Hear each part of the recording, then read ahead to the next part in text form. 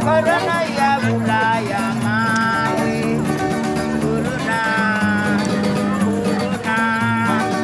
Corona South Africa. This too much corona. COVID-19. This year, 2020.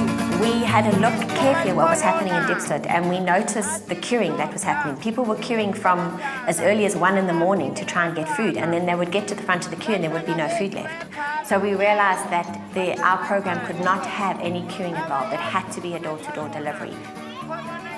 You know, you want to make sure that it's impactful, and you want to make sure that it's transparent and honest. And that's really what it was all about. We kind of wet our feet a little bit, partnered with the River Sands Incubation Hub to provide warehousing and safe space for us. And then from there, Teleshow Investment Holdings put out a call to say, listen, anybody want to do food parcels? So we kind of put up our hand and went, oh, we'll try.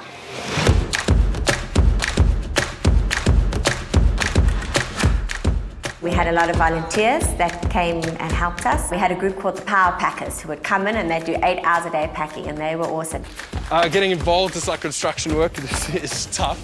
It's not easy. It's not as easy as I think a lot of people think it is. The warehouse would have to make sure that they had all the food packs ready, that the stock was there. The Power Packers would have to make sure that they'd been in and packed the 3,000 bags that we needed for the next 2 days. Setting up the delivery teams, making sure the vehicles were ready, making sure the drivers knew where they were going, making sure there was airtime. Airtime was always a problem, airtime. Make sure the reps had airtime because they did a myriad of phone calls to make sure that their beneficiaries were ready and waiting for their food packs. It was setting the targets, it was putting the teams together, it was managing the expectancy on the ground from the local community.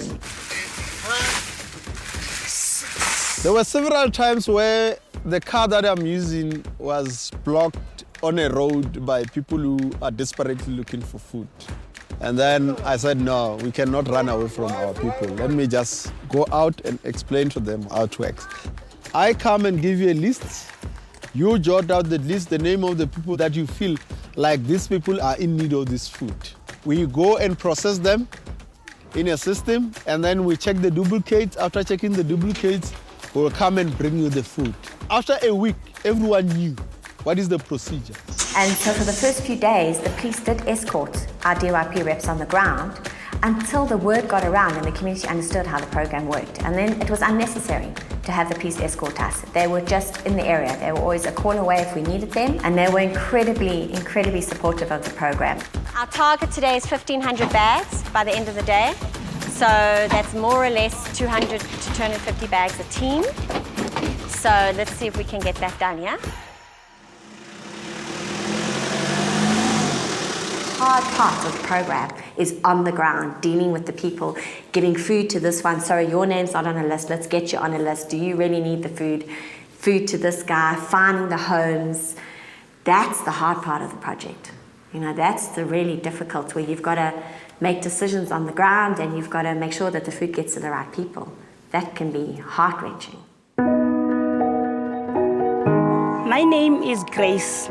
I got 19 years in here at Diepsloot, stay at squatter camp. My husband now is not working because coronavirus. Papi give us a food parcel, and they not give me only, they give all the people. My name is TK. I'm an entrepreneur. I've got 2 kids and my wife is a domestic. So basically, due to the COVID, we were on lockdown and there was no way that we could leave our premises so that we can go and work. The food parcels actually went a long way because they managed to sustain us from 1 month to the end of the month. If it wasn't for them, I don't know how we would have survived.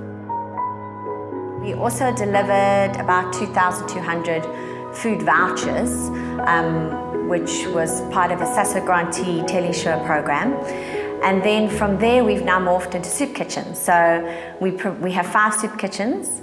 Those 5 soup kitchens feed between 300 and 400 people a day. About 250 in each soup kitchen are children. I've been coming to the soup kitchen about a month. I used to get food at school. Now the school closed, I used to come in the supermarket. There are a large number of women entrepreneurs in Diepsloot who ordinarily would run survivalist food businesses that didn't have the means to reopen after the hard lockdown.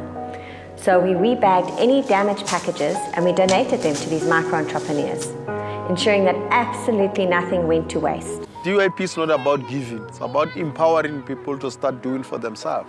Actually, the people of Diepsloot now know that it's not only the government that cares about them, but there are also people out there, there are companies out there that really do care about the people of Diepsloot. You had the Bryanston housewives, you had the CPF guys, you had the Diepsloot businessmen, you had the politicians even, you had the youth, the Diepsloot Youth Program beneficiaries. It took a lot of work from a lot of people. I feel that our team have gone beyond what is expected of them to really get the food there and like ethically produce what was expected from them. And remember, originally most of them were not doing it because they were going to get paid. They were doing it because they want to be part of something that helps their community. We just wanted to be on the road and we just wanted to deliver as much food as possible. We found people who are really grateful for getting food parcels because they are not working during this lockdown, so they have nothing in the house. We have to put in very good controls, but we also have to be very careful that our controls don't exclude people who, for example, orphans, child-headed households. They don't have ID numbers and paperwork and so on. So there was this lady, I called her because we couldn't get hold of her, so I called her and then she came. And then when I was telling her about she got a food voucher and she was so happy, she even kneeled down. She was so excited, she even cried. So yeah, that was very emotional for me. There's one lady we went to deliver at her place in Extension 5. I think her son is 33 but disabled. She didn't have anything to eat at all.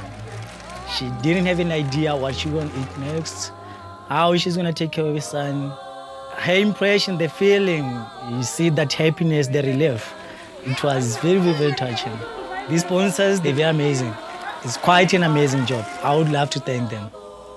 I would love to thank them a lot for what they did. I mean, looking at and listening to the stories that people were saying about the hunger, how if they didn't have this food, what they would have done, I don't know. Taylor Show, came to our rescue actually. And I think if it wasn't because of the big donation from Taylor Show, I don't know what we would have done. The blessing of this community, all of it, is going to their business. And thank you. And thank you for actually giving hope to the people of Diepsloot during the COVID-19. And thank you for putting food on the table for the people of Diepsloot. Thank you so much to Taylor Show. If it wasn't because of them, our people would still be starving. From their staff to their management and executives to their board members, we want to say a huge thank you. Thank you for the community, I can say. Thank you. It's a big, big, big help. It cannot be thanked enough. Although the core of the program was Teleshow Investment Holdings, it had huge spin-offs with other companies and other groups that wanted to, and other moms that wanted to participate. At the closure of the Diepsloot Youth Program Food Project, which was largely sponsored by Teleshow Investment Holdings, at least 30,000 families had received food, which was a parcel for 4 people for a month. Now we're working like a people. We jive because the stomach is full. Thank you, Papi. Thank you, Teleshow.